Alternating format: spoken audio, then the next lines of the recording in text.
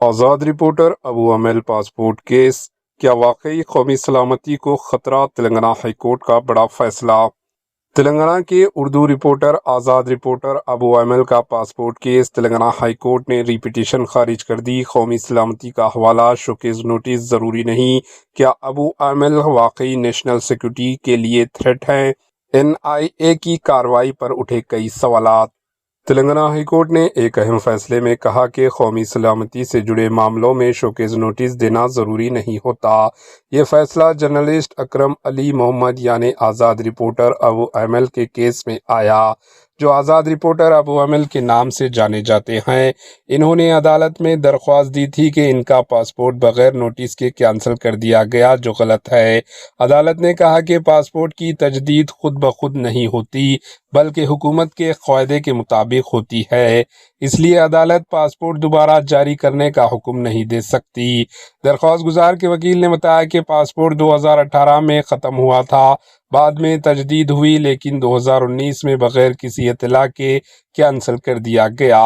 Passport office نے عدالت کو بتایا کہ اسٹیٹ انٹیلیجنس کی خفیہ رپورٹ ملی تھی، جس میں کہا گیا تھا کہ درخواست گزار کی سرگرمیاں قومی سلامتی کے لیے خطرہ ہو سکتی ہے۔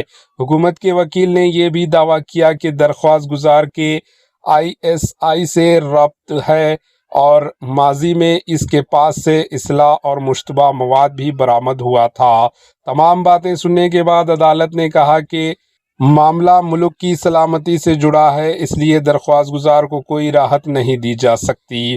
حیدرآباد سے ایک اور حساس خبر سامنے آئی ہے، جہاں تلنگانہ ہائی کورٹ نے آزاد رپورٹر ابو امل عرف اکرم علی محمد کے پاسپورٹ سے متعلق دائر ری پٹیشن کو خارج کر دیا۔ اس فیصلے کے بعد کئی سنگین سوالات عوام کے درمیان گشت کر رہے ہیں۔ کیا واقعی آزاد رپورٹر ابو امل کسی دہشت گرد تنظیم سے جڑے ہوئے تھے؟ کیا ان کی سرگرمیاں واقعی بھارت کی سلامتی کے لیے بڑا خطرہ تھی؟ اور کیا وہ بااثر سیاسی شخصیات کا سہارا لے کر کوئی بڑا قدم اٹھانے کا ارادہ رکھتے تھے؟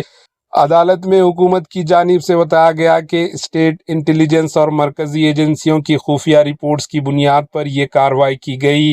حکومتی وکیل کے مطابق معاملہ قومی سلامتی سے جڑا ہوا تھا، اس لیے شوکیز نوٹس دینا ضروری نہیں سمجھا گیا۔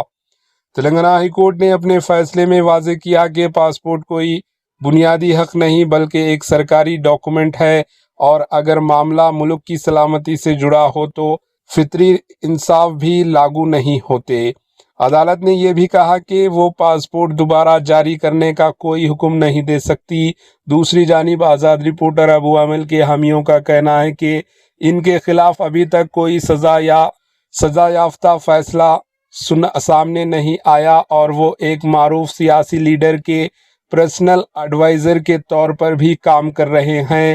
اب سب سے بڑا سوال یہی ہے کہ اگر واقعی کوئی خطرہ نہیں تھا تو NIA نے تلنگانہ ہائی کورٹ میں پاسپورٹ کے خلاف پٹیشن کیوں داخل کی، اور اگر خطرہ تھا تو اس کے ثبوت عوام کے سامنے کیوں نہیں لائے گئے۔